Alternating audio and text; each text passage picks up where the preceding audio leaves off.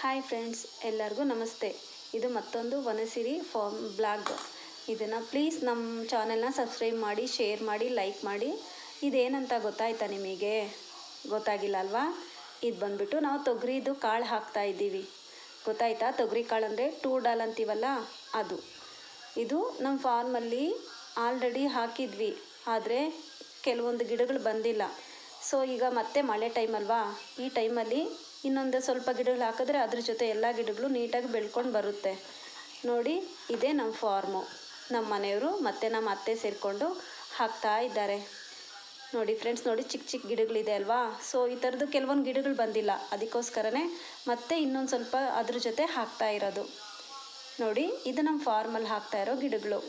Okay, ನೋಡಿ ಹೇಗಿದೆ ಅಂತ. Thank you for watching. Thank you.